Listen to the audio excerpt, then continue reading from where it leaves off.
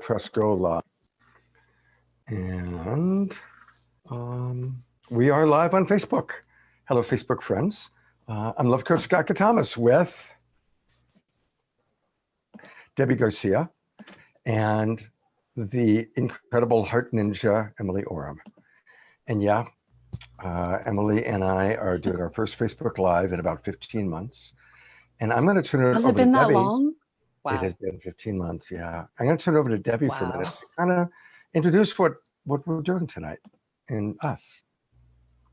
Hello, everybody, and welcome to this extraordinary experience you're about to step into.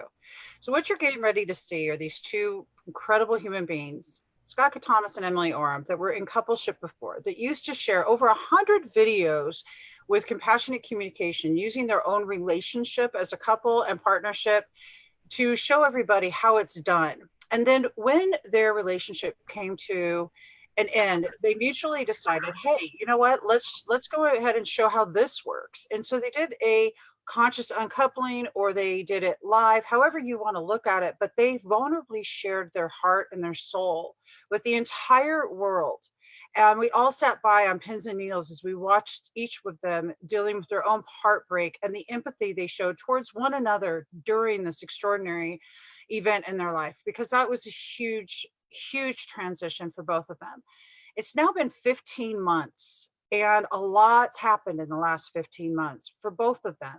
So tonight, what we're going to do is we're going to sit back and explore what this has looked like for both of them. And also, they are going to be sharing the hard stuff, the good stuff, the great stuff, all of the things in between. But the kicker is how to do it empathetically with compassionate communication and use these wonderful tools because this is what they've done, because now they've created the ultimate, which is a beautiful friendship built on unconditional love, foundation, respect, and mutuality of their values. So I invite everybody to get comfortable wherever you're at. Type questions into the chat from wherever you're watching. If you're on the replay, continue to type in questions. If anybody's ever been in relationship, in a long marriage, in boyfriend, girlfriend, boyfriend, I don't care what it looks like, relationship, and you came to the end of that, this is the time for you to tune in, because you're about to see how that when these tools applied correctly, when you truly care what's real for the other person with an empathetic heart, and you show up for them with no agenda, just pure love, what happens. So without further ado, Emily Orem is the Heart Ninja, by the way. Wow, Debbie, thank you so much. That was ecstatic. I'm like, am I really on the receiving end of this? You were an amazing, incredible host. Thank you so much for introducing us. And yeah, I'm happy to be here. Definitely nervous, but also really excited, and really happy to be here with you, Scott. Thanks. Yeah, I mean, I have to admit, I'm been a little nervous. You know, I kept looking at the clock, getting closer and closer to 7:15, which is when we first connected. Emily and I have not scripted this. I mean, we talked briefly about what we want to cover. And, you know, I want to get into the pain points, you know, because it hasn't been easy. It's been hard. And I guess just a teeny bit of background. Emily and I were together. We lived together, we worked together for about 4.5 years. And one of the things that was amazing was, even though there was a 26-year age difference, I very rarely saw her as 26 years younger than me. I always saw her as an equal. I always saw her as my partner. In fact, when we first met and we got to know each other, she said, I want you to be my mentor. And I got to know her. I said, no, I want you to be my partner, you know, because she's an amazing woman. But the age difference and other differences did catch up with us. Yeah. And Emily really wanted to explore and have a much more open relationship-oriented lifestyle. I let her describe it. And it's funny, I mean, when I was that age, I was very much about open relationship, but now I'm at an age where I really like monogamy and focusing with one person. And so it became an increasingly difficult challenge as Emily started of course, attracting more and more suitors and men and women and, everybody who wanted to connect with her, and she wanted to explore it. And we were finding more and more time that she was off to Hawaii or off to the Bay Area to see other people. And I was home alone missing her. And it was hard. It was painful. And finally, I met somebody that I actually had known for 30 years and had grown close to and was friends with both Emily and I. And she and I started dating and fell in love. And she was very monogamous, which I really appreciated because that's what I wanted. But it created a really big split between Emily and I. And I guess I just want to start by apologizing for that, because in my excitement of new relationship energy and having a beautiful woman that I was in love with who was really just wanting me and adoring me in the way that I wanted to be adored, there were ways that I separated from Emily that were certainly not the way that I wish I'd done it, and not always clean. And I know it had a big impact on Emily personally and especially professionally. So I guess I just want to start by acknowledging my pain that led me to that choice, and then the subsequent pain that you experienced as a consequence of that choice. Wow, Scott. Well, you're just jumping right in, right? I thought we were going to start with some celebrations, but it sounds like you're straight going into making amends and ownership. So I'd love to touch in on that. Maybe we could go back to some celebrations if you're open to that. Just Absolutely. Kind of prime the container. So yeah, thank you. That was deeply challenging. And I get that you were it was so hard, because we were doing openness and it wasn't what you wanted. So you finally found someone that really was going to give you what you wanted. And you got so excited that it was just like, fuck, I'm finally fucking chosen. Like I'm chosen, I'm wanted, and you went so deep that, and also because she was very monogamous and we did have a little bit more openness, she had her result of jealousy stuff, and also you were going into a very closed container, and that did create a lot of impact where we couldn't work together.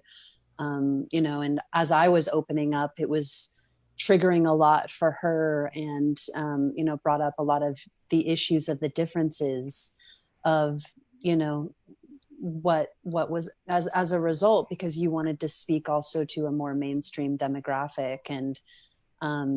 And so thank you so much for the ownership. It was really a big core wound that it touched on, which created a lot of healing for me, which is somehow because I'm different, that I won't be included or I won't belong. And that's a big core thing that has had me really come out as an open relator, like that there's something wrong with me, that I'm this way. And so it was catching on that wound, right? That shame, like I'm not okay as I am. I'm not going to be included, and that there's some separation here. So you doing that really triggered my deeper wound, which actually was really, I want to thank you, because what it did is it triggered the deeper wound and had me go, even though there was a sense of separation, it helped me go into a deeper claiming that I do fucking belong here. So, can you hear me? Scott, are you? Uh-oh, are you here, Scott? Oh, you're muted.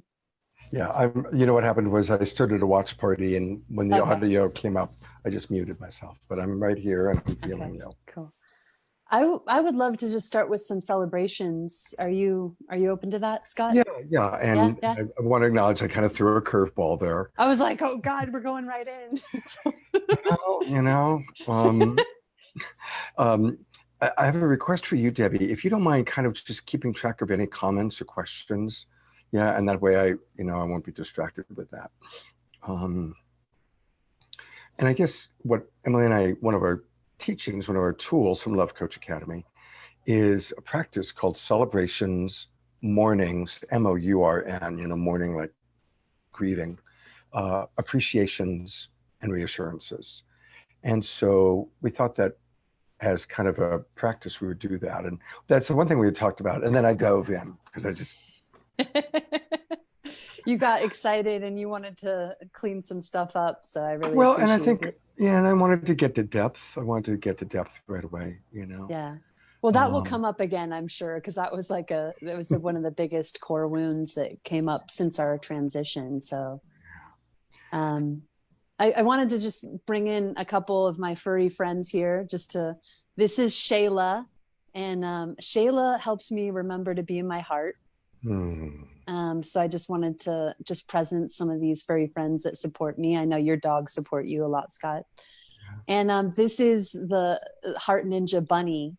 It's called Slay. And Slay reminds me to not take things too seriously, to bring a sense of play and joy to all that I do. He really likes to be squished. And so it just helps me to remember to bring laughter and joy and play, especially when we get triggered, how to bring that sense of love and joy and playfulness to those places. Beautiful. Well, I want to celebrate that as I've gotten to know the new Emily, right? And Emily still lives next door to me, by the way, and her mother still lives in my home. So we're still very much around each other. I want to celebrate that as best as I can tell, you're really happy. You're really enjoying your life. And so I want to acknowledge, although it's still, I'm sure I'll talk about it at some point, I have envy about your relationship with Michael. I don't really have jealousy, but I have envy, So I can own that. But I also really want to celebrate that you two are really happy. And he's brought out your playfulness and your lightheartedness and your heart ninja-ness and your open relatedness. So I just want to celebrate your relationship and that you're really happy. Oh, thank you, Scott. That feels really good. That's a big thing, to feel your sense of support and love in my life, and it's wonderful that you feel that sense of compersion for my relationship. And I guess that's a great piggyback on my celebration, which is I'm glad we made it. I'm really glad we made it. And even though it was hard and challenging, and we had some big bumps this last year, I feel like we're modeling what we teach, which is to choose love at all cost, even when there's differences. And, and especially, we can have a different form of relationship, and yet we can still choose what's here, what works for both of us, which is this friendship. And I'm glad that through all the challenges and trials and tribulations and judgments and crap of the human experience, that we worked through it and we've come out as friends. Yeah, thank you. Yeah, I guess something that I teach, but I've learned in this experience, is there's room for everything. Meaning there's room for me to be envious of her relationship with Michael. There's room for me at times to be turned off by things she might be saying or doing. There's room for me to be turned on by, oh, wow, yeah, that's the Emily that I love or know or relate more to, right? And there's room for all of it. We don't have to just say, okay, I'm mad at you, that's it, close down. It's like acknowledging all the different facets, especially of a complex relationship. And really, when I read what Emily writes or her posts or her photos, sometimes I go, that's awesome. And sometimes I think to myself, what the hell are you doing? And, where did Emily go, right? Where was the girl next door? Literally the girl next door. Oh my God, I just made that association. Literally the girl next door, right? So, there could be room for all of it. There could be room for envy and compersion. There can be room for appreciation and sadness. and not to limit ourselves to just one experience and then collect evidence to support that experience. And I guess, I'll go straight into a morning. Oh, Which, actually, I'm wondering if we could, do you want to just go back and forth? Because I kind of, go ahead. Yeah. I guess I just would kind of want to, if you're okay with that, just to be in the celebrations and then to graduate to mornings. And is that okay? Yeah. Because I feel like there's several things that I want to celebrate you and just for, and then, so thank you. Yeah. I want to celebrate, and we'll definitely have room for mornings for sure. So I feel like this is priming the container to hold the mornings too. I want to celebrate how when I came into this relationship, just how much of a girl I was, and how you really helped me grow up. You really gave me a supportive, safe nest and a foundational partnership that allowed me, nurtured me.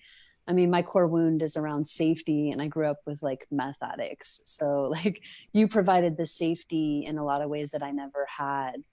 And also I really got a chance to be mentored by you, even though we had a partnership, by your communication skills, your tools, your gifts, which then, empowered me to become the woman that I am. Oh, yay. Yeah. Thank you. I take that in. And it is amazing, the growth. And I guess I want to celebrate just what great partners we were. Mm-hmm. And actually, we just saw it right now. I was all ready to do mornings, and you're all ready to do celebrations, which creates a balance, right? And there was a really wonderful way that, in many ways, you balanced me, balanced my work, and then it became our work. My work became our work. And Love Coach Academy went from being, Scott to Scott and Emily. And there was a really amazing balance in our teaching together, in our coaching together, in the videos that we created together. I really am celebrating how much fun it was and how easy it was. We did over 100 videos. We did 7 Mm-hmm. courses. I don't recall ever arguing over what we had done or what you had done. I don't recall Yeah. us ever going, why did you do that? Or you shouldn't do that. Or when you did that, it sucked. That never happened. At least I don't recall it. You know what I attribute that to? Hmm. Both of our acting background and our creative flow.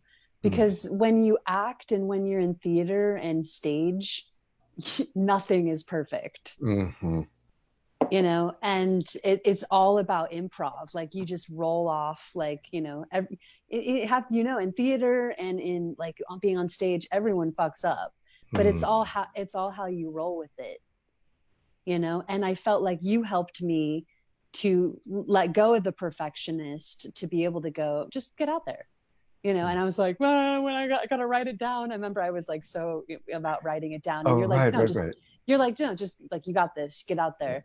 Yeah. And, you were the incentive. And a lot of that was because of your background, Yeah. of being in LA, of acting, of, so you have a superpower there. And I feel like I have from all my years of being on stage and acting as well. So that was a big part of the dynamic duo that we had.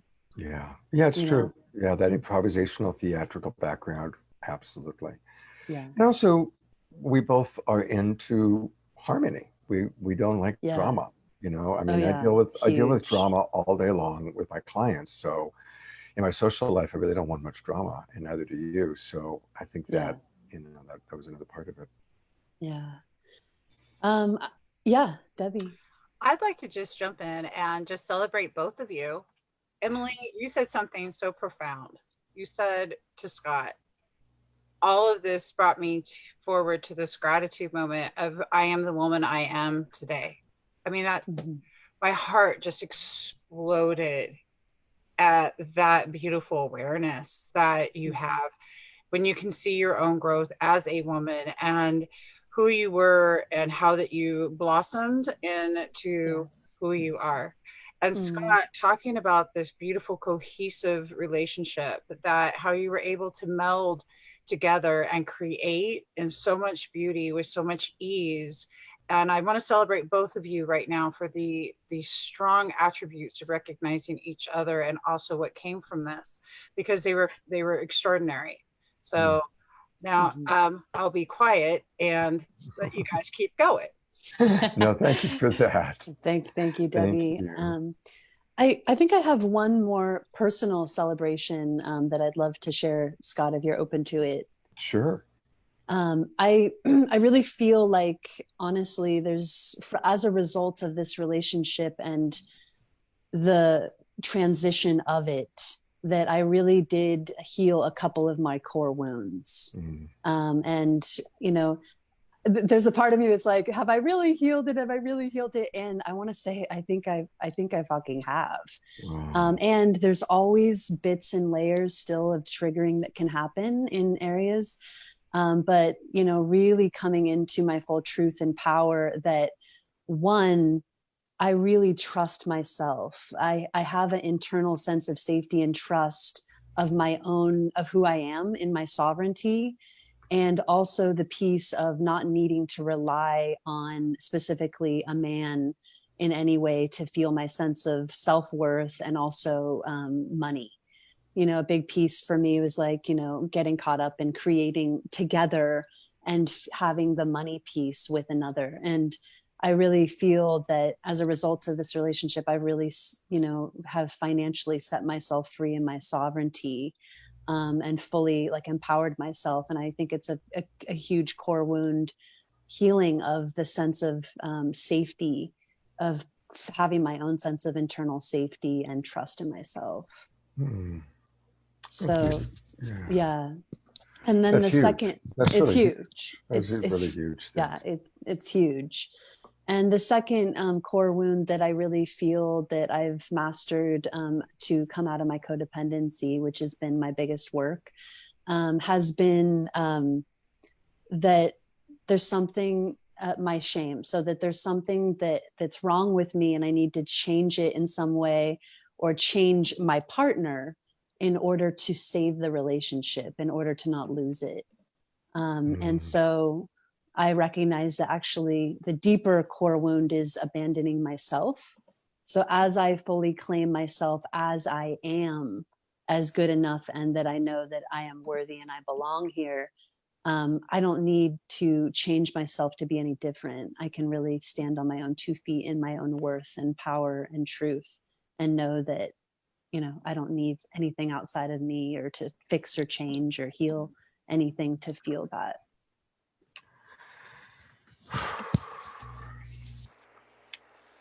So I want to vulnerably share that what you're speaking to is your superpower of self-sourcing and learning to be, you know, truly sovereign, not dependent on a man. And part of me is really proud of that. And part of me is like, damn, that I could see that part of me that liked and is attracted to wanting someone to be dependent on me, right?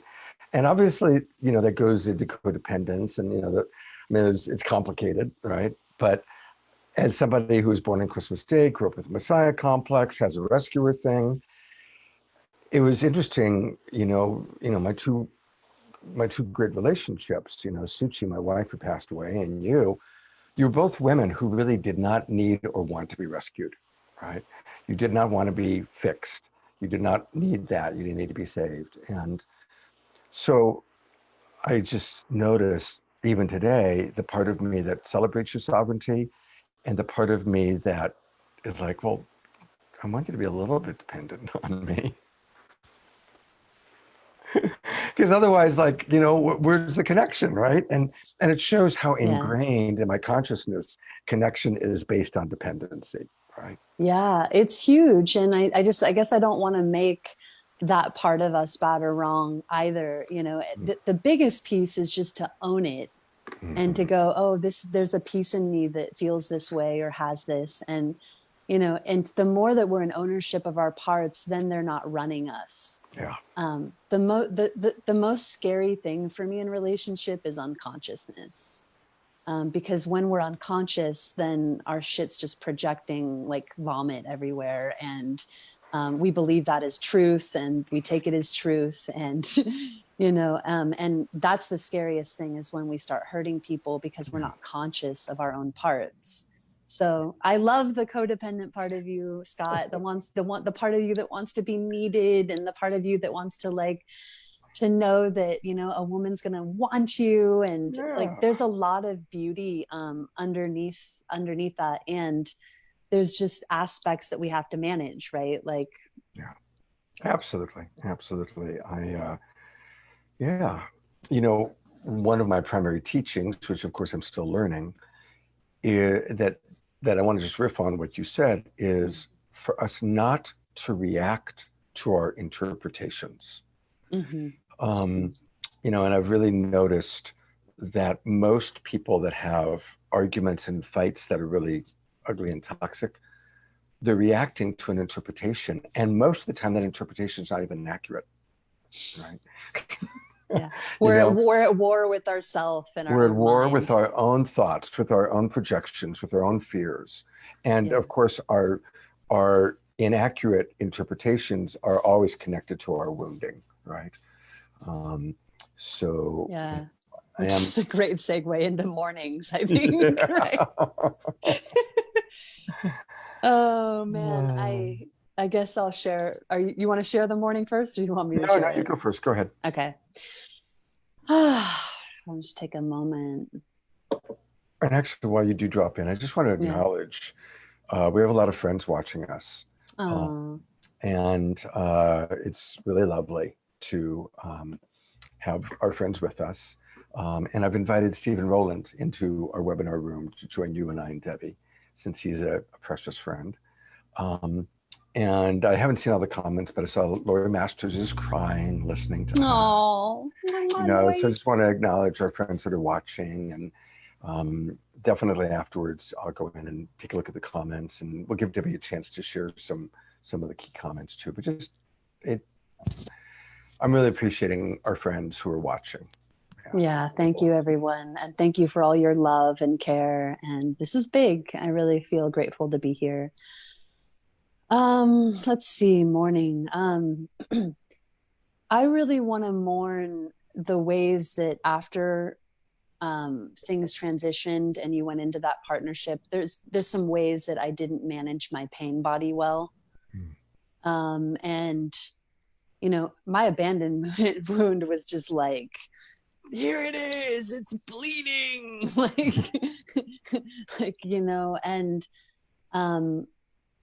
and so there's ways that I think I judged you and acted out, and specifically might have written some posts and sent them to our list, not like outing you, but just being very like in my sovereignty, and that was reactive and fueled by some of my pain body. And I think it was like a couple times, maybe 2 or 3. So there's a part of my pride that wants to rescue myself right now by saying it wasn't that much. But so I just want to own that's there, right? There's the part of me that wants you to think that like I fucked up, but I didn't fuck up that bad. So that's a part of my ego that's talking right now. And so I'm just going to shut up and say, Scott, I'm sorry for the ways that my pain body, when I was so hurt and my abandonment wound was so triggered, that I acted out publicly in ways that might not have been centered and also really loving. Wow. Thank you. Yeah. I really received that, and I'm going to kind of acknowledge my part of it, but so we can all laugh about it. The scene, I'm in Hawaii, and I'm in a market where I was just done a shopping. This is like January or February. And I'm waiting, it's kind of a long line. So I go onto Facebook or go into my phone. And all of a sudden I see an email that has been sent out to our entire list of 6,500 people. And the subject line is, why I stayed in relationship with Scott for too long. It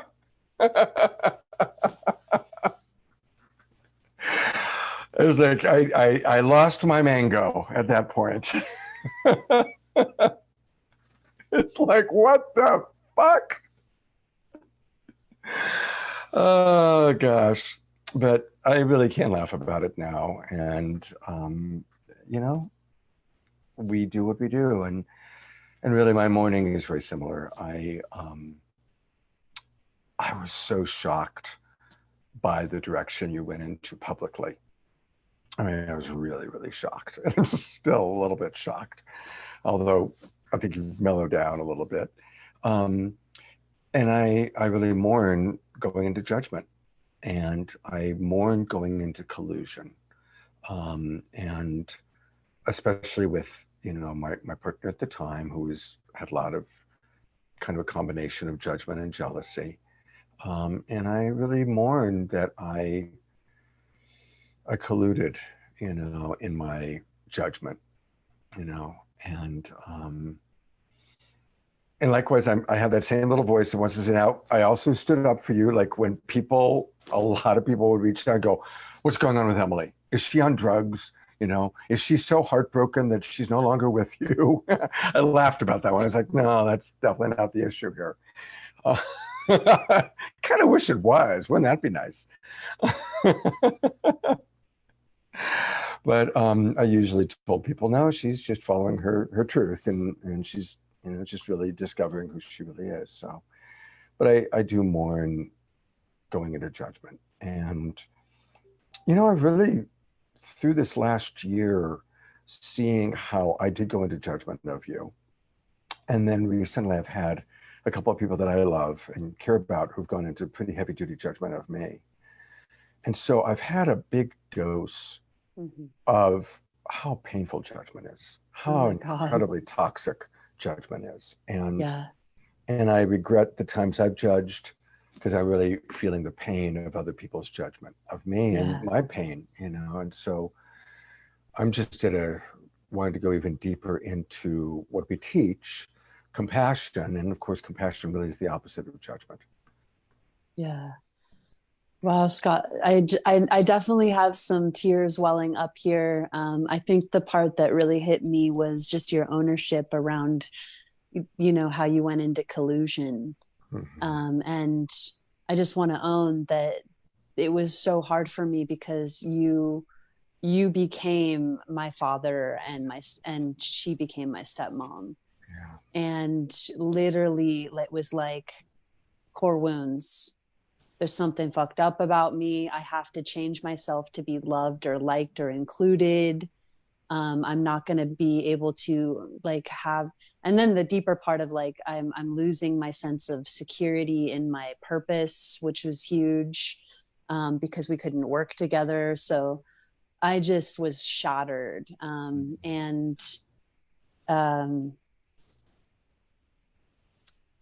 I actually do remember, this is my remembrance. I just want to own, this is my remembrance, that you said, you know, at one point, and I think you were kind of still in the judgment, and you said, don't turn me into your father and, you know, and her into your stepmom. That's not what's happening here.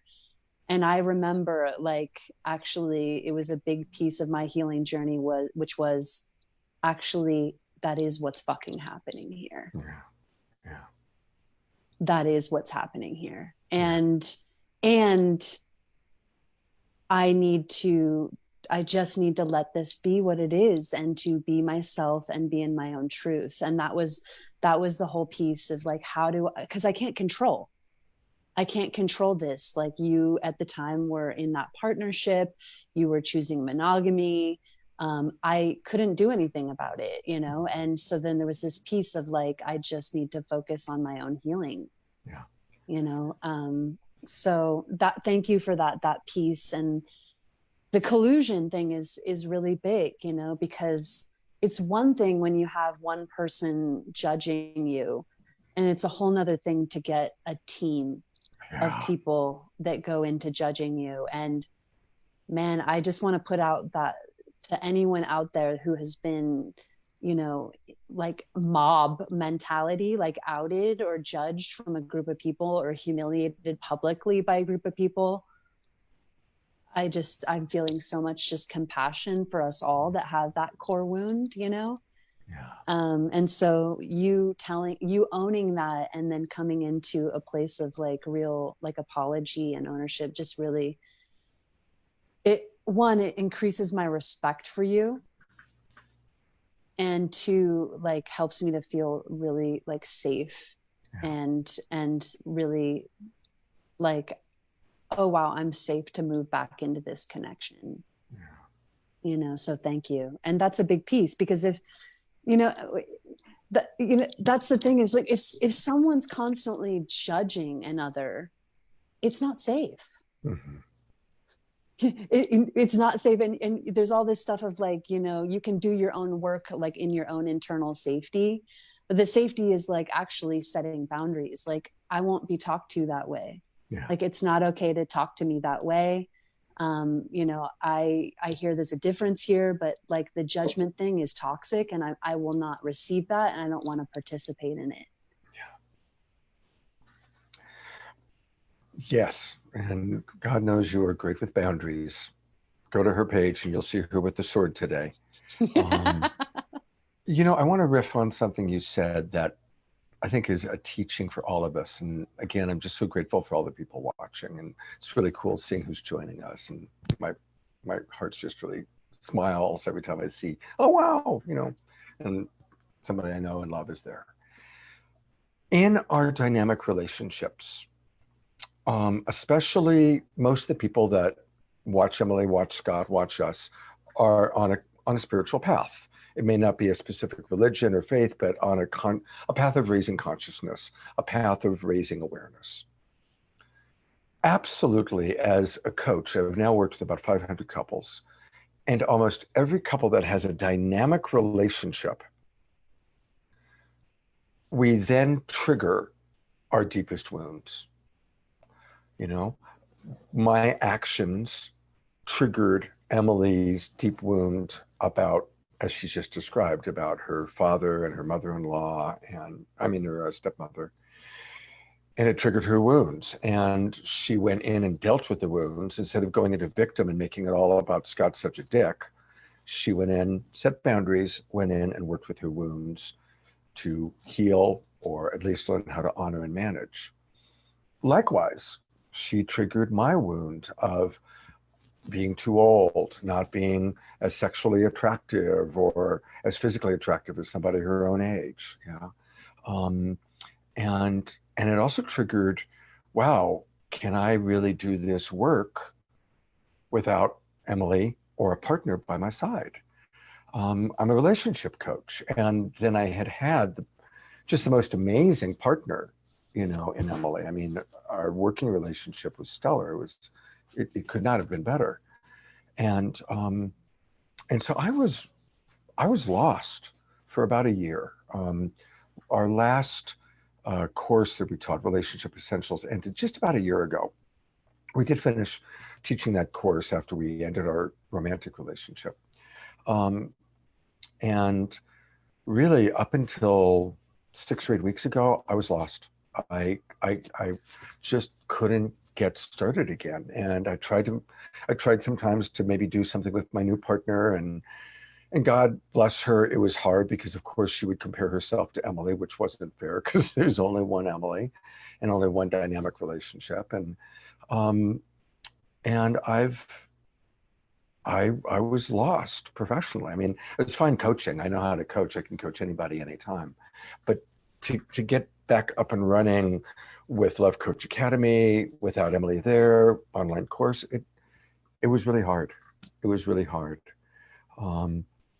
And so I just want to acknowledge that was a big part of what was hard for me this last year. And then, of course, she attracts Michael into her life. And actually, Michael came to a workshop we taught together in San Diego. And then watching her and Michael building community. Yeah. Oh, Scott, Yeah. I love your authenticity and vulnerability. The piece around, just the shame piece of like consistently what you dealt with the age difference, and not feeling young enough or attractive enough. And it was just like a big reoccurring wound that was sitting there that, you know, was really hard for you. And it was challenging in our relationship. So I want to acknowledge that and how that got, you know, stimulated. Yeah. And then the piece around, yeah, the transition and just feeling lost. Mhm. You know, really feeling lost. Like I don't have my partner. It's like losing, it was like losing. I really felt like when our relationship ended, it was like losing a limb, Mm. Yeah. you know, because we were so like we had merged everything. Like we had the domestic partnership merged, we had our finances, we had our Mhm. work, our purpose. Like we really, you know, merged a lot into our relationship. And so I felt the same way. You know, you quickly went back into a relationship. So in a way, I think you kind of went into the enjoyment of a new Yeah. relationship, Yeah. which really had your focus there. You know, Yeah. you had a new partner and you were trying to see if you could work with her. And I went through my mourning. Oh, you know, I was, of course, had some open, you know, open relationships, but there was a period of time I cleared out for, I think it was like a month and a half where I really brought my energy in and I'm like, I'm not gonna, I was using my openness as a distraction to not mourn. Yeah. And I was like financially, I went into sort of like, I'm free, you know, and like, I'm gonna just get out there and it was good for a while, but I recognized I was also medicating with relationships and also avoiding the fact that I needed to make money in order to like really like get myself out of like, okay, I'm not doing love, you know, I'm not working with Scott anymore. I've got to pick myself up. And that's when you saw my Heart Ninja program come out. I invested $10,000 to get a business coach. I'm like, I gotta adult. There ain't no time for addiction here in love and sex. And it's time for me to like, you know, really focus here and put my big girl pants on. And it was hard. Yeah. It was really hard. And you had the same feeling. You were off, you know, gallivanting to Mexico to, you know, and doing all these lives. And I'm just like, you asshole, you know, like you left me and now I can't even do work with you. And like, now I'm here alone and I can't just medicate with sex anymore. I've got to put my big girl pants on and make money. And like, I was just like, so yeah, it was, I get you what it feels like to really go through the real feelings, you know? Yeah. Yeah. And again, you know, I'm sure everybody watching has gone through the pain of a relationship changing or ending, or at least the form ending and changing. And finding that balance of mourning without going into victim, right? Like acknowledging our pain, acknowledging our sadness, but not staying in a loop of what the other person did that was bad, stupid, or wrong. Yeah. You know, Yeah. and you know, and I really appreciate that about you, Emily, because you don't play victim. You don't go victim. You go self source, self. And I guess that actually is a good lead into appreciations. If you're ready, Oh, Debbie G is raising her hand, and Steve Rowland, turn on your camera if and when you're ready to join us. So I have a question for both of you. And I want to first just recognize and acknowledge both of your beautiful hearts and the authenticity and vulnerability that you guys just step forward with, because it's extraordinary. And thank everybody in the chat. I see a lot of faces I know here. I'm glad you guys are watching. I want to know what that you feel about what is friendship to you today? What does that look like today when you really dive deep into exploring this, no longer coupleship, but actually the word friendship, and how does that look from both of you?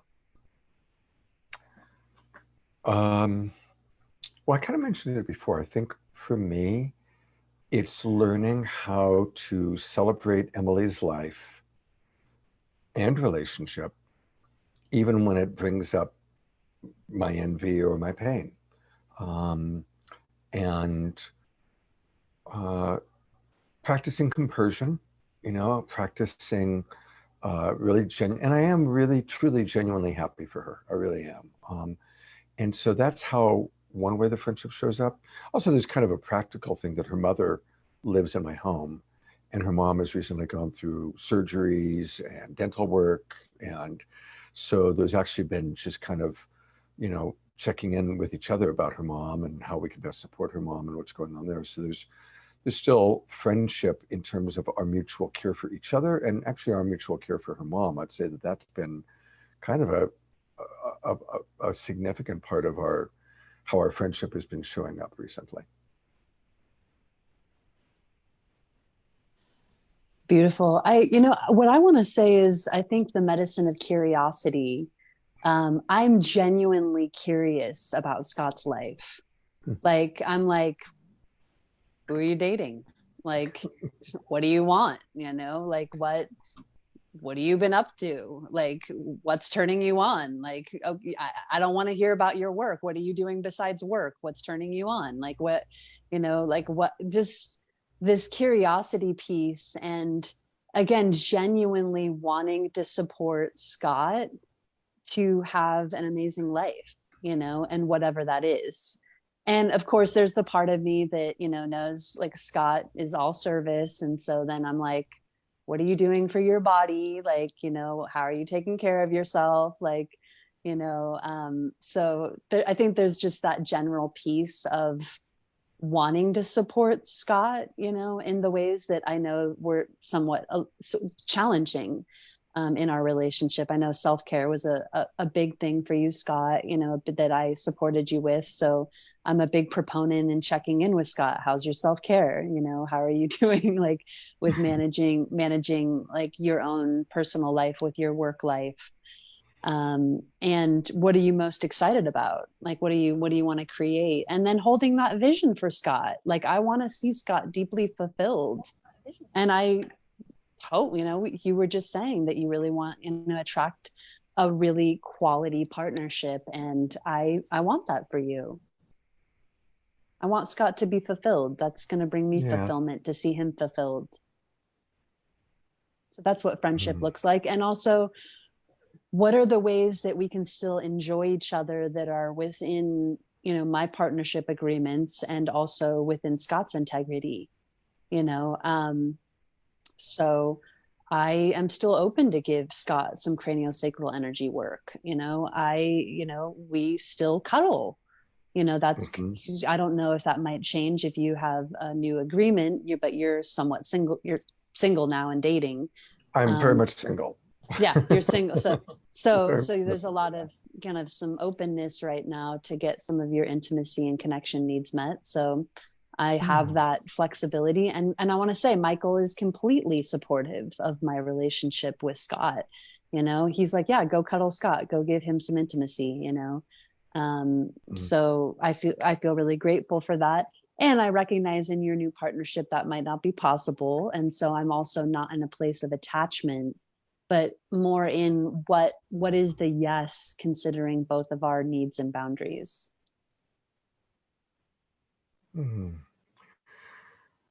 Yeah, thank you. I just want to acknowledge that you've been wonderful in terms of really caring about me and knowing me, because you know me as well as anybody on the planet knows me. And so your care for me has been really, really wonderful. And like, how much have you worked today? Scott? Yeah. Have you been eating? Yeah. You're like, yeah, I got my chicken soup on the stove, like, because a big part of our partnership was I would do a lot of the nurturing. Yeah. I would do a lot of the cooking and nurturing. So when that went away, there's like, how are you doing with that? Yeah. Go ahead, Debbie. I just want to say that that was so extraordinary from both of you. And I hope that what everybody's hearing is this is a true connection of what unconditional love looks like when it's elevated, when you're letting go of the attachments and you're just allowing things to flow. I want to recognize Michael. Yeah, that's my partner.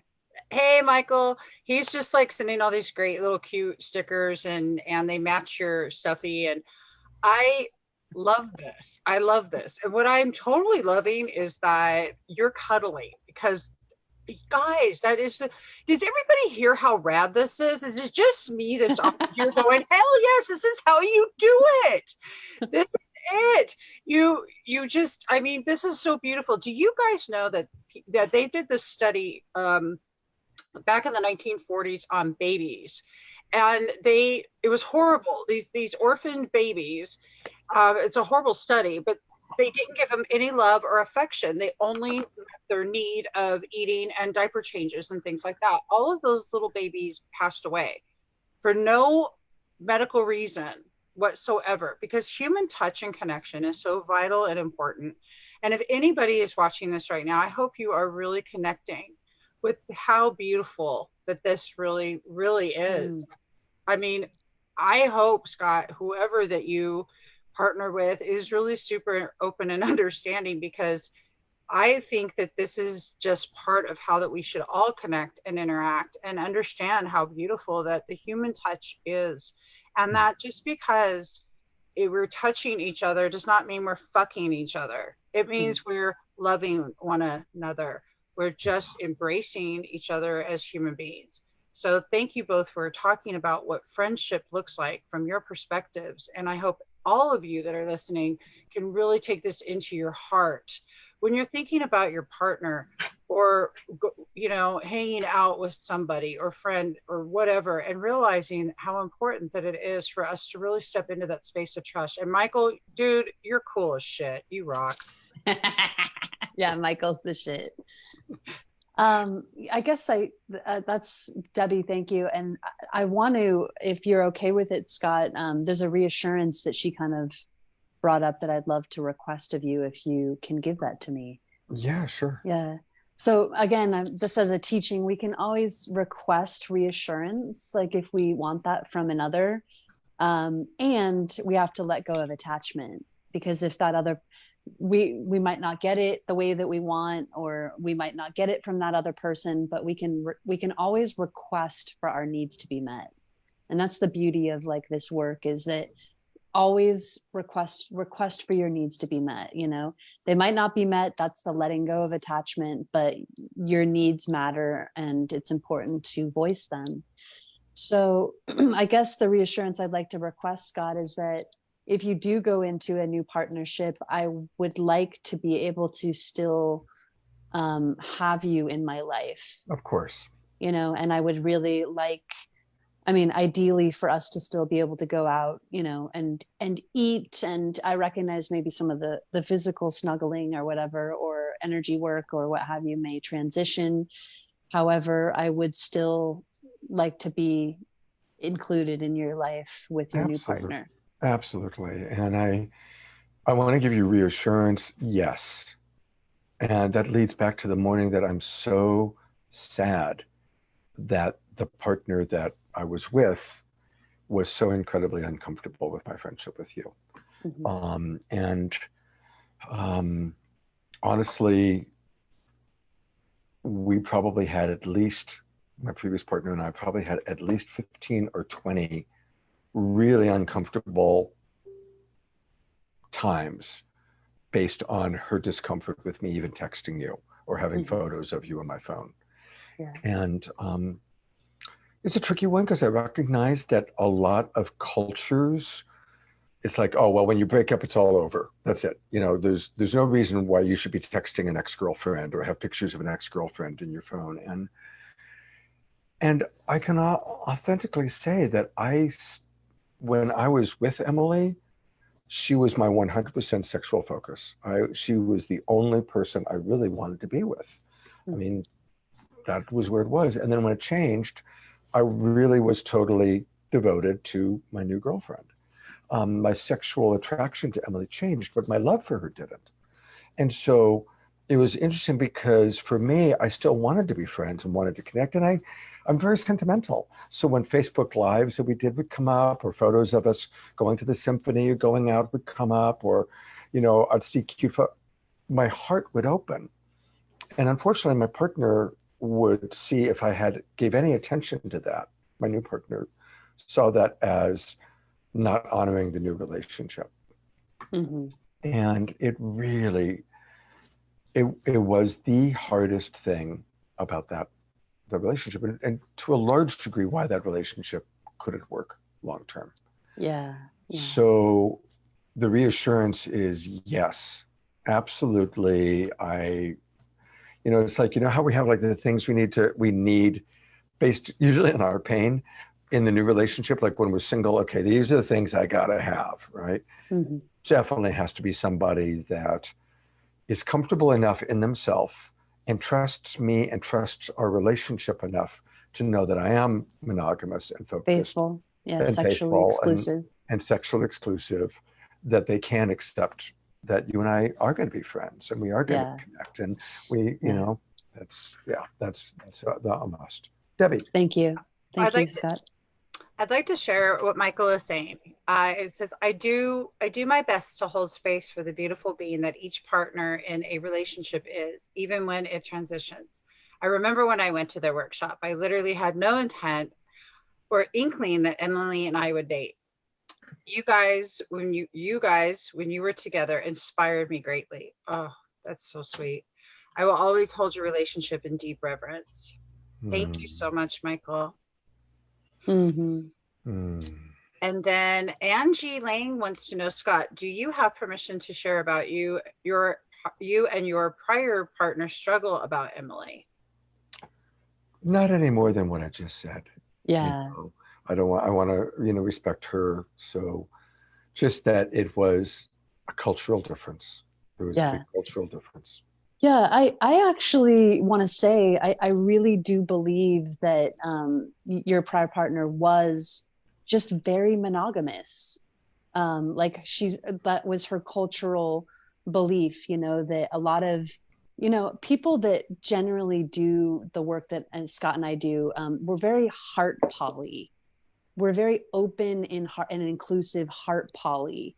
And a lot of people that are into this work are sexually monogamous, but emotionally bonded to several people, which actually is a form of open relating from my standpoint. So, but I would could call it like heart poly, or, sexually monogamous. However, I'm emotionally bond to many people. I have emotional intimacy with many. And someone that's typically monogamous, that doesn't work for them. So I really would love to take it just completely out of make wrong and recognize that in her reality, she was just being herself. Mhm. Which is like, she was very Christian. She was very, that was her faith, her tradition. And, she really had a lot of, uh, that was really a thing that worked for her. And so I just consider her, just really monogamous, and there's nothing wrong with that. It's really just understanding who we are and how we relate and being clear about it, and then asking the other person, does that work for you? Mhm. Like, does this work for you? This is the way I run my energy. This is how I relate. Can you handle that? And some people will be like, fuck no. No, I can't. I have too much jealousy and I don't want to work on it. And this doesn't work for me. And so then that's where, all right, then this is not maybe a proper configuration. And that's a big part of the work that Michael and I do, is relationship configuration. And I believe that 85% of toxic relation behavior is because people are not configured properly. They're not actually relating they're somewhat open, or they're not being clear about their needs. And then they're bonding before being clear about what they want, how they relate, and what they need. Yeah. So Thank you. That was beautifully defined.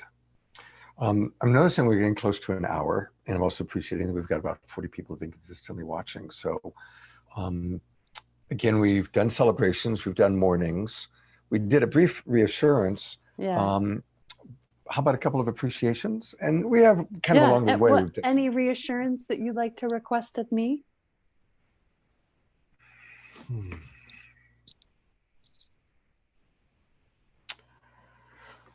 Well, yeah. Recently, both publicly and then in a private conversation with me, you talked about how you're really moving away from coaching and teaching. Hmm. And I don't like that idea. And of course, you're free to do whatever you want to do. Obviously, you're sovereign, but you're a really good coach and you're a really good teacher. Um, and you have good medicine to give in that area. And so I just notice really a genuine sadness at the idea that you would not make yourself available to do that. So I guess the reassurance is that and also we all change, and you're one of those people that changes quickly, and has many sides. But I guess there's just, when you asked that, what came to my mind is just, I would love someday to teach with you again, or I would love to see you teaching, whether it's with me or not, whether it's, with Michael or by yourself or whatever. You're a good teacher and a good coach. And I guess I'm looking for some reassurance that you're not going to close that door.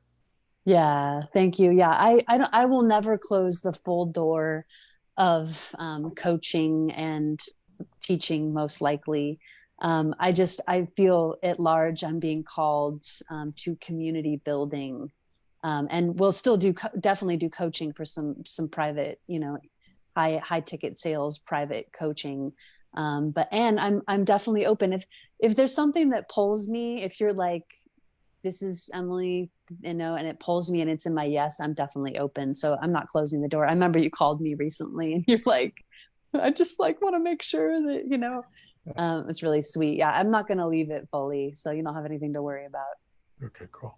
And I'm definitely open to still keeping the door open if, we want to come back and do something eventually, or if, maybe one of these days we'll just randomly start a video in our acting kind of thing with a fight. I know, I still miss and people will be like, what? Yeah, I loved making videos with you. I really loved that a lot. Yeah. I might periodically, post them. I actually really want us to clean up our How Perfectly Human YouTube channel and make that available for people, because there's some really fun videos from way back in the early days, where we're traveling to New Zealand and Australia and Hawaii and oh my gosh, making videos. So wow. We've done so much. There was a fun one I watched the other day where I'm trying to sleep. I'm on the plane trying to sleep, and she's reading Codependency for Dummies and keeps waking me up to talk about codependency and relationship, and I'm wanting to sleep. It was a pretty funny one. Right, which is totally codependent because I'm not honoring your boundaries. Exactly, that's the irony. Exactly. Yeah. That's the great thing. I'm like, you're studying codependency. I'm like, being codependent, which means it's all about me, and it's not about your boundaries. Exactly. How perfectly human. Debbie. How perfectly human. Actually, I'd like to share the screen just for a moment. So everybody watching, I want to give you just a glimpse into the world of Emily and Scott years ago, or not that long ago. I'm not going to play the whole thing, just for a second, just so you guys can see how great this is. Why I got this on. Hey, baby. Hey, have you figured out the agenda for our course? I'm working my butt off on it. Oh my God, thank you so much. Oh, thanks. Did you get us lunch? Thank you. I'm famished. Yeah, it's really good. It's this curry from last night. Oh my God, I can't wait. Please save me some. Okay, it's really good. It's even better from yesterday. Okay, cool. I want you to know I've been working my ass off on this agenda, but I think you'd be really happy. I've got all the pieces you asked me to put in, and I think I've put in enough time for chat, and I think, do you want to take a look at it? Does it look good to you? I'm really hungry, so I'm just all right. Okay. Just, listen, just so you know, I'm famished too, okay? And I've been doing this for an hour while you went in and you did yoga and you moved. So, it just... Thank you for all that you do around here. Okay, you're welcome. All right, so here it is. It's our Relationship Essentials agenda.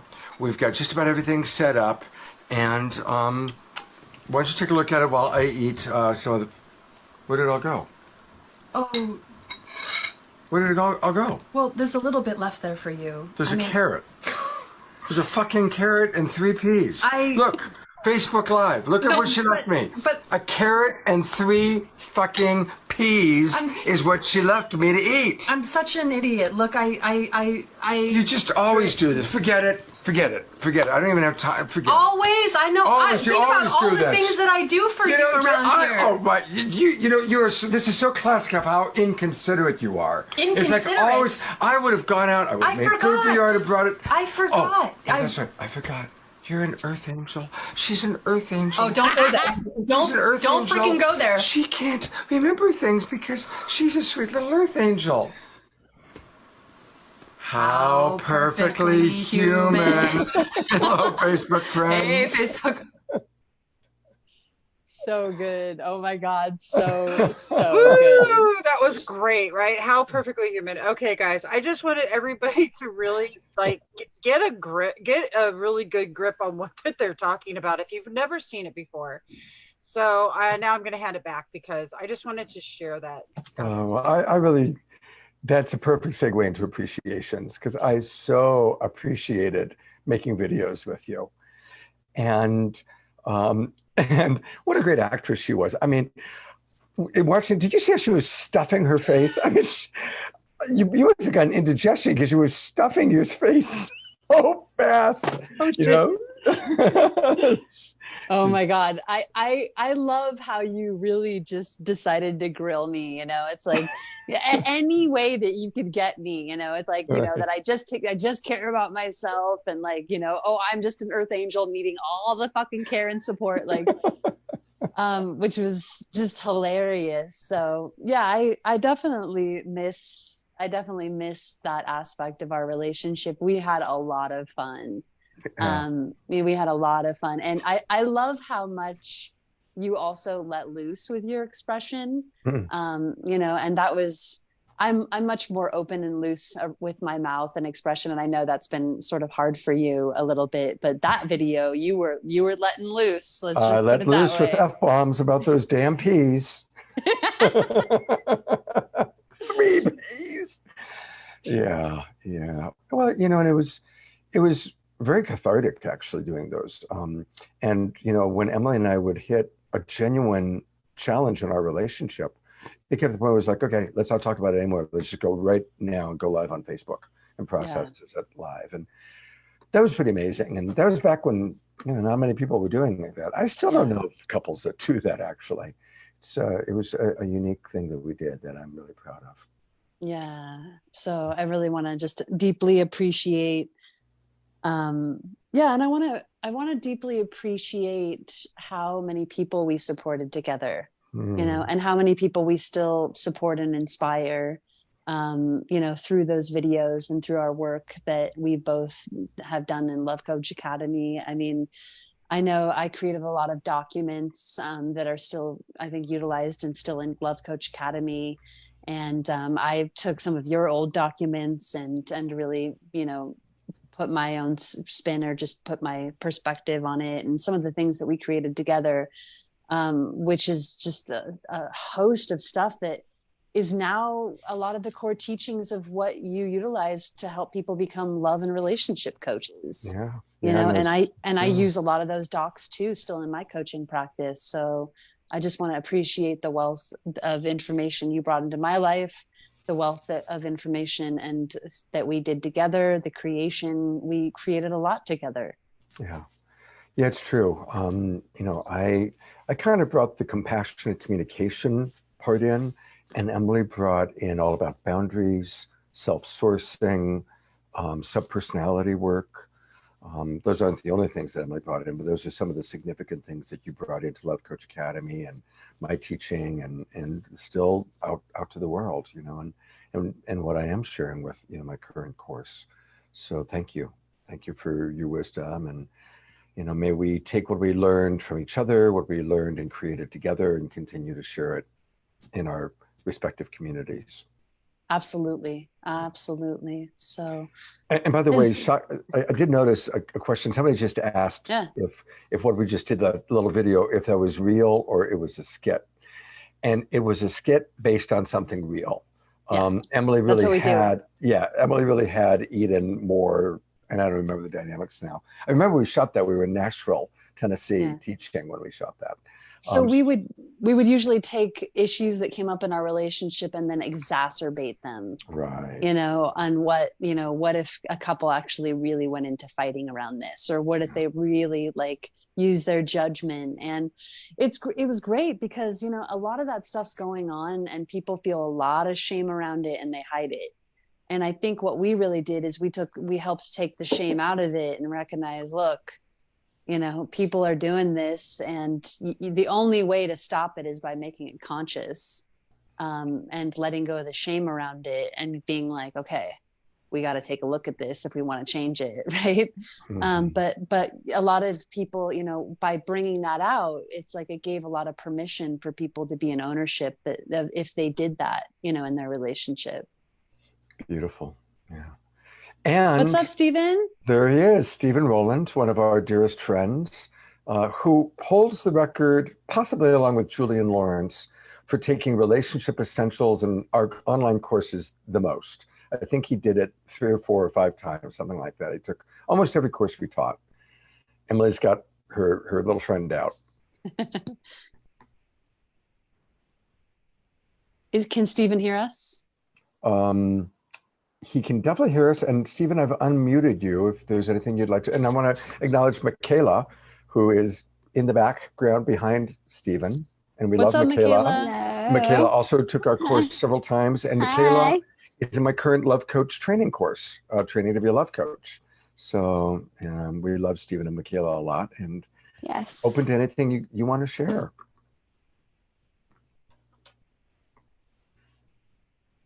Stephen? Yeah, so the top layer that has to be alive for me is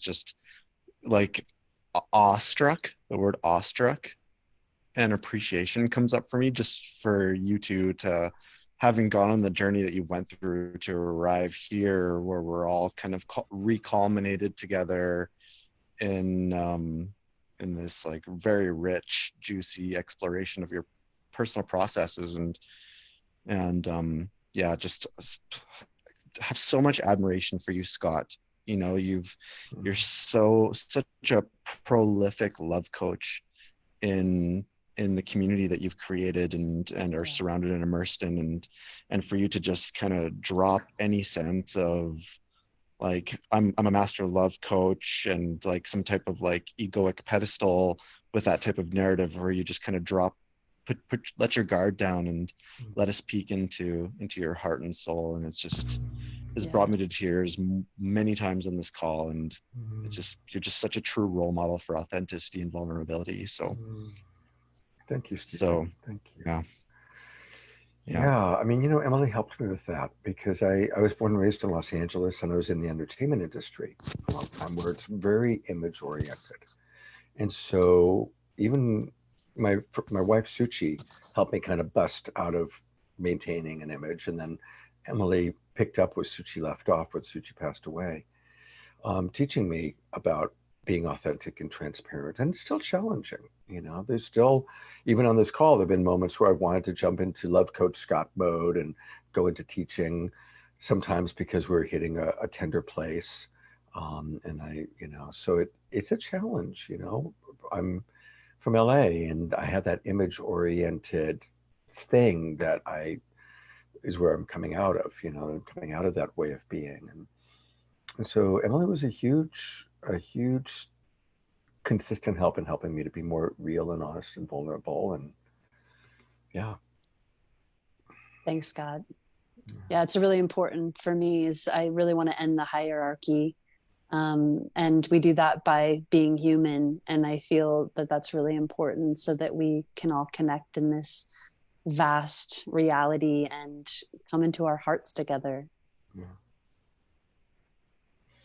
It's a humbling time being single, because the master relationship coach, in my mind, I should be in a great relationship. And and plus I really, really like having a girlfriend, or if appropriate, a wife. So it's actually a humbling time for me being single. Yeah. And like, wow. Yeah.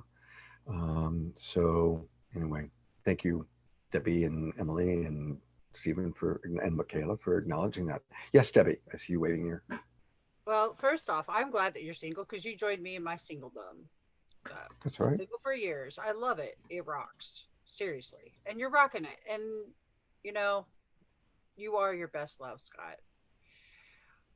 There's an interesting question that's came up, and it's, does this conversation bring up any wanting or feeling or of wanting to be together again, like in the moment?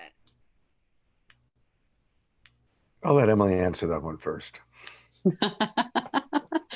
On the spot. um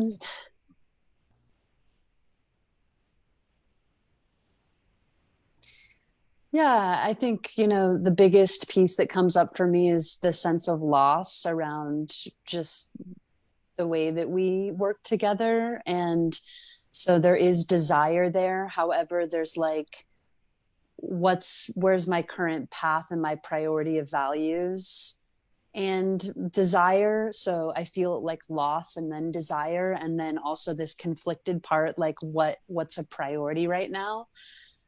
So I think that definitely comes up. I think I feel pretty clear, like romantically and sexually, that feels closed for me. And I feel vulnerable sharing that because I'm like, feel bad. I feel guilty. I notice guilt coming up, that I'm saying that. Like, oh, Scott, like, I don't want you to feel bad by that. But also that's, you know, that's my truth romantically and sexually. Like I feel, and I think a big piece of that is because I know that we're not configured properly. Yeah. Yeah, it's the same. I mean, I miss Emily terribly when it comes to working together. I really miss doing videos with her. I miss doing Facebook Lives with her. I miss her very, very much professionally. And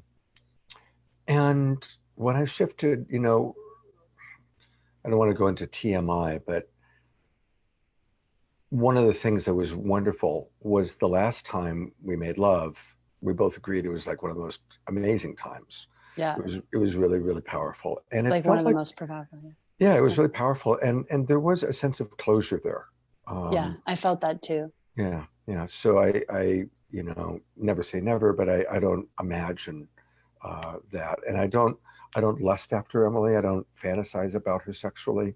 I'm very sentimental in terms of remembering everything, remembering our dates, remembering the head rubs, remembering our lovemaking, remembering, you know, our professional things. So again, there's room to be sentimental and to remember what we shared without the need to go out and try and create it again. Yeah. I mean, that, you know, even though I know that romantically and sexually, like I'm a no to open that door with you, there still is like the reality that you are like the G-spot master, you know, and there's like these pieces that are like, you know, you are incredible at this, and I'm a no right now sexually and romantically to be open to that. So, you know, you just that understanding that there can still be like amazingness and incredibleness and also be clear in boundaries. Yeah. Well, thank you, Emily, for that beautiful appreciation. I'm sure that my opportunities to not be single just changed. It's true. I mean, like, I'm going to can I put a plug in for you? Sure. If you want to feel adored, if you want to feel like as a woman, cherished, adored, loved, cared for, where you are brought into a container of being coaxed out with your heart and then slowly feeling your energetic and your sexual body like opened for sexuality, and you're an energetic or like a sensual type, Scott's your man. Oh, thank you. That's an appreciation I wasn't necessarily anticipating. She's but your I'm wingman now, dude. That's seriously rad, right? Oh yeah, I mean, Scott's background is in like Tantra, when Tantra first like started coming to the United States back in the 60s and 70s. I mean, you were like, you were a big piece of what brought sacred sexuality to, you know, to the United States, you know? Oh, thank So that you. was one of the gifts that you brought as an elder, you know, into also our relationship. Yeah, thank you. Thank you. All right, well, I'm gonna give you an appreciation, and this is again kind of a public thing. Emily is amazing. She's the only woman I've ever known well who doesn't take shit personally. It's amazing. It's like, I'm sorry, I don't mean to, put women into a box, but every other woman I've been close to, there have been moments where they took personally what I did or didn't do, or what I said or didn't say. Emily doesn't do that. Emily would be like, that's interesting. And she's just like if she had a trigger, she'd self-source it. It's a remarkable superpower. And I think that's one of the reasons why I'm wanting you to still teach and coach, because just like you have said, you'd like me to teach men how to honor and adore a woman. I want you to teach women how to not take stuff personally, right? How to not be trippy. How to not be trippy, how to not create, not ruin the evening or ruin the week because of, again, a reaction to an interpretation, right? Yeah. I'm so grateful. I'm so grateful that that's just never been an issue for me. And I have a lot of empathy for a lot of women that where it is, you know, and again, it's sourced in insecurity and shame. Yeah. You know, and so like helping women to really raise their self-esteem, you know, manage their interpretations, like change their storylines, and learn to take good care of themselves when they get triggered. I mean, those are the tools. And so, and with them, you can overcome that. Like it actually is possible to really step out of that and overcome it. So I know we've been on here a while. It's probably good for us to wrap up. Yeah, time to wrap up. Yeah. So thank you, everybody. I feel super grateful. I guess, are we open to share offerings on here, Scott? Yeah. Okay. Emily, take it away. Okay, great. So you might be wondering what I'm up to right now. Is a couple things I'd love to just put out there as offerings. One, I am open for one private feminine identified client. And I was thinking about how I encapsulate my work, and really what it is I help feminine identified to release their shame of being too much, to claim their fullest expression as perfect, and to really come into their truth and their power to create the love, sex, and intimacy that they want. That's what I do. That's my superpower. And then, so private message me if you are interested, and I'll tell you about next steps for that. And then the second piece is me and my partner, Michael, have developed a quiz at openlovestyle.com where you can take a quiz and find out where you identify on the open relating spectrum. You can take it and still get, monogamy, because that is a valid form of relationship. And there's 18 different love styles out there. And it's good to know like what your ideal love style is so that you can claim it, you can communicate about it, and you can get properly in relationships that are properly configured so that you don't move into toxic relating.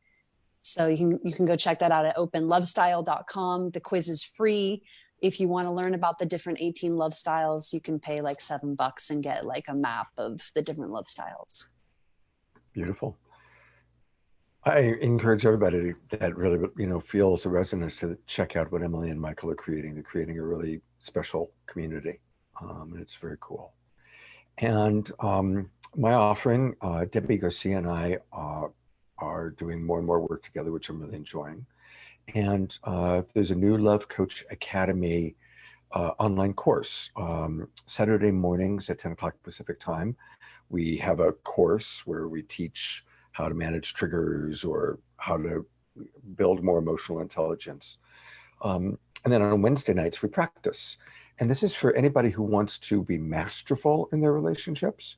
And it's also for people who want to be love coaches and learn the tools of love coaching. And so if you're interested in possibly participating, I can send you an application. I can also send you a couple examples of the classes. And this time I've set it up where people can actually come in. There's not a beginning and an ending, so to speak.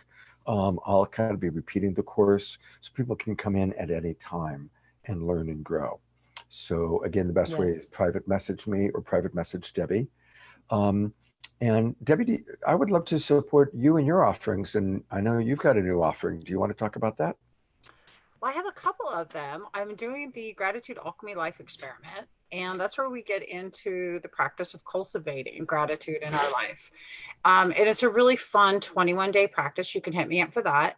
And I'm also going to do a mini course for singles, like really being okay with being single. It's just the very beginning space of it for some people. Some people, maybe you've been single like me for a really long time, and diving deep into what that feels like when you're feeling lonely, and where it's coming from, and how to use. I mean, Emily is honestly, I got this stuff from Emily and Scott. I got to tell you, it's how to self-source, how to nurture, how Heart Ninja over there, really seriously, bringing me on this journey for the last 2 years of understanding who I am and my self-expression in my single life, what that looks like to set boundaries and to explore dating, or maybe not explore dating, or maybe just not date at all, and I allowed myself to fall in love with myself. So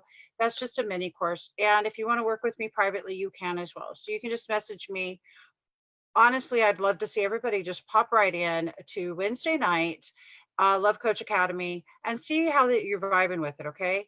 That's the best place to get the best exposure to what you really needing to hear, in my opinion. The gratitude journey is an absolutely extraordinary one. I saw a bunch of the scientists on tonight. We're all life scientists. We're just doing this experiment.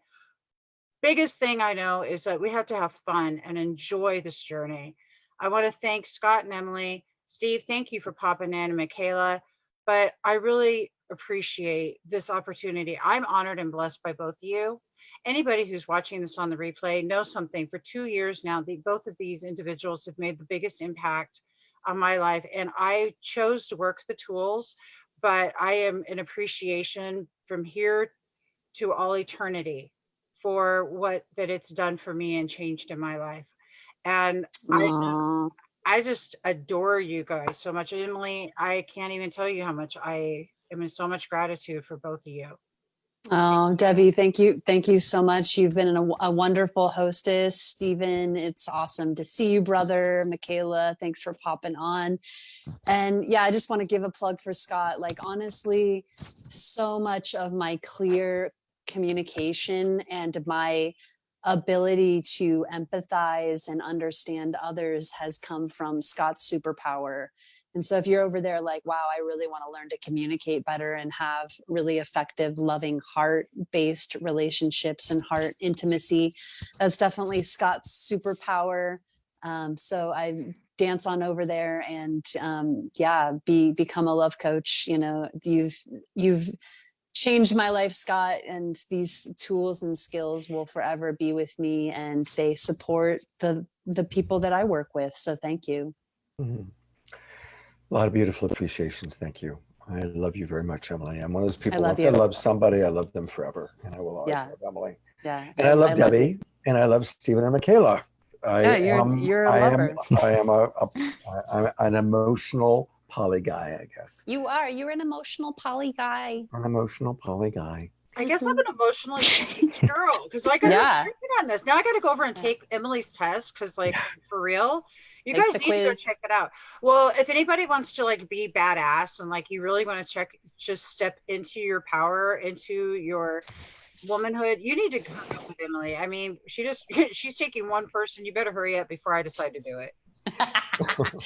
Thanks for giving the plug, guy. Emily, maybe you can pop the link to the quiz into the chat, into the comments. Yeah, I will definitely do that. And it's been a lovely night. And who knows, maybe Scott and I will be back on here for a reunion of some sort with a video. So keep your eyes peeled. And thank you all. It's been such a delicious and beautiful night. Love you all.